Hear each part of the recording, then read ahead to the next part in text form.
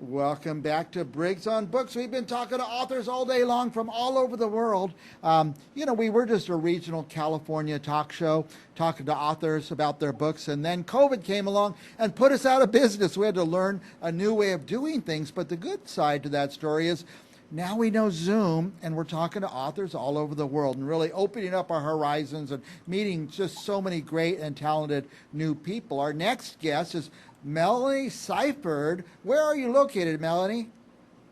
I am out in LA County, on Pomona, Claremont area of Los Angeles County. Yeah.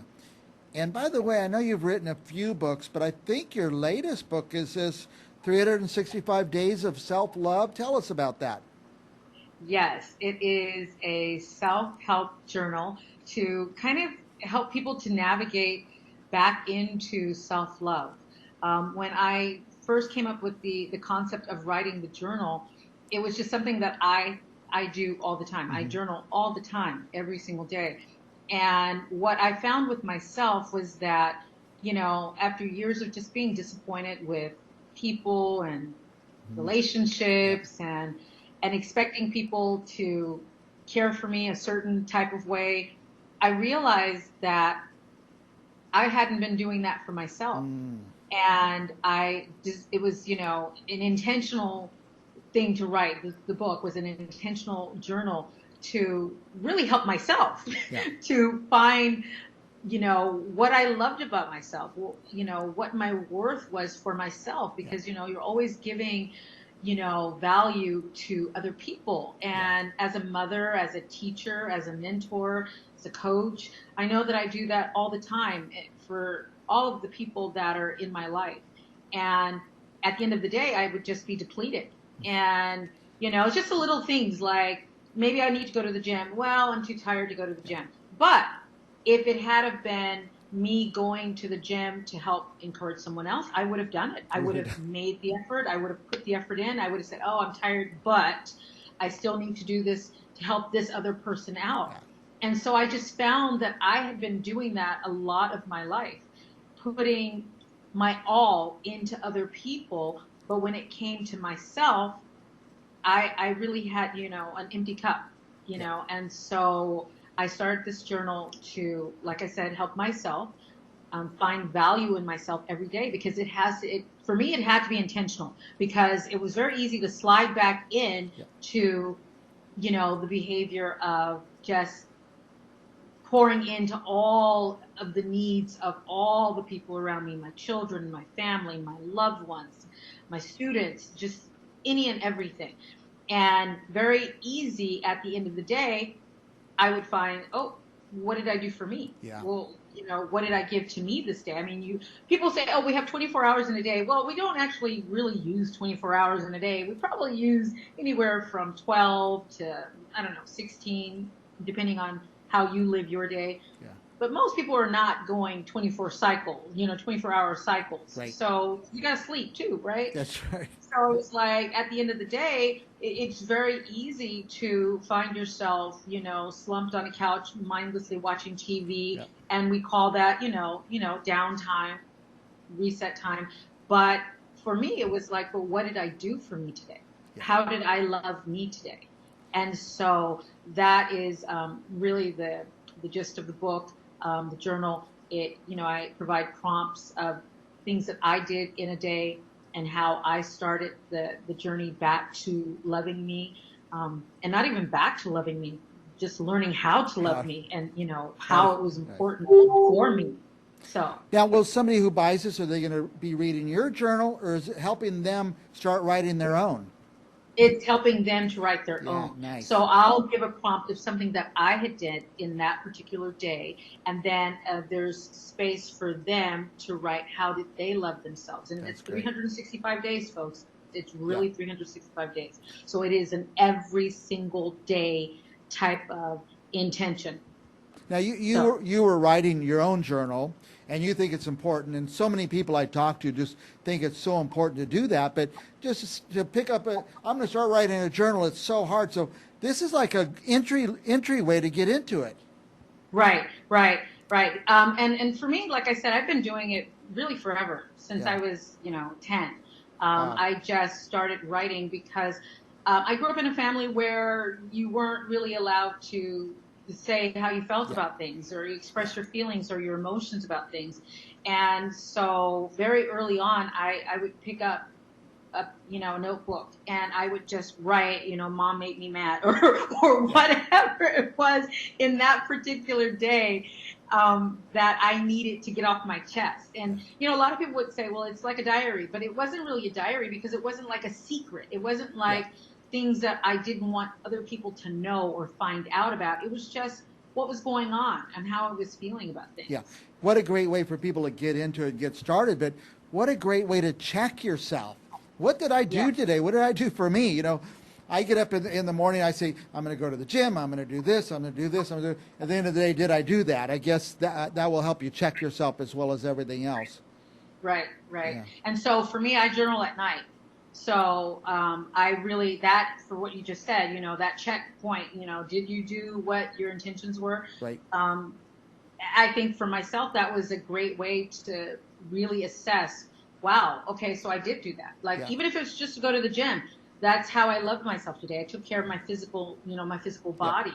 But maybe it's, I treated myself to some ice cream today, or maybe it was, I've been so frustrated and stressed out, maybe I allowed myself to cry, because really there's a lot of people, there are a lot of people in the world who don't allow themselves to feel emotions because they might think, it's, like a weakness, or, they need to really just buck up and just fight through the process of whatever they're going through. And so it's a great way to just really, like you said, check in with yourself. Right. How are you, treating you? And I think that's so important, and we don't do it enough. Who needs this book besides me? It sounds like I could use it. Everybody needs this book. This is something, like I said, and even for children, I think that for a lot of us, we think in terms of, now that we're an adult, now we need to really go in and reflect about how our lives are going and what we're doing with our lives. I think we need to start this type of conversation and these types of books for our children, so that they grow up already having these skills, and then they are probably going to be less stressed, less emotionally, tied up with themselves. And, if there are any type of childhood traumas, which everybody's talking about nowadays, is like they can really start these, really sensitive conversations with themselves, and maybe seek help earlier, rather than 20, 30, 40 years down the road. And now you realize, oh, I never dealt with that before. Yeah. That's still here. What a great birthday gift to give people, Christmas gift, host gift. You go to somebody's house for a party, you take this book with them. But it sounds like a good gift for yourself. It's definitely a good book for yourself. Yeah. Yes. Now, I like the idea for kids. I mean, I like the idea of journaling, which I've never done. I can't get started. I don't know how to start. Are there blank pages in this book, or yes.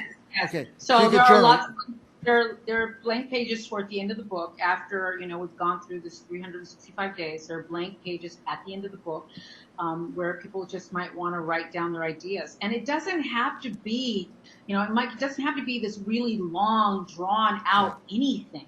I think that's what really kind of turns people off to journaling. Is they feel like, I don't feel like putting all this stuff, it could be short. down on paper. Right? It could be really short. It's like I took a walk. Okay. I love this idea. By the way, we have this website on the screen, journeyintoimagination.com. Yes. What are people going to find on at that website? Well, they're going to find that. They're going to find my works, my books that I've written. They're going to find some blog entries. I got to be honest. I'm really trying to, finesse how to stay on my website. Yeah. I do a lot of social media, but I'm not always on my website. And so I am in the process of really trying to focus on getting at least some entries, something on my webpage, my website every single day. But I haven't done that up to now, so you need to journal about it. Now, where do people get your book? That's the most important thing. Well, the new book is not yet out. We're due to launch in the fall. So I will be posting that everywhere. 365 days of self-love, and it's coming out in the fall. Tell me, Yes, and you can pre-order. Sorry, you can pre-order on Barnes and Noble. Oh, nice. Now, let me. I know we're out of time, but I want to ask you about your previous book. Tell me a little bit about that. Well, my previous book was a romance novel called The Patio. Yeah. And the story is of a young girl who's just newly, getting out of college. She's a only child, and I'm racking my mind to go back to that, switching gears. Yeah. And she has everything in her life. She has everything. She is born into privilege, everything but love. And when it comes, she's not expecting it. She doesn't even know what exactly it is. And now she's faced with the decision of, do I stay on the path that I was, whistling down happily, or do I navigate into this new uncharted territory of love that she didn't even see coming. She didn't even think it was possible for her. Nice. The Patio.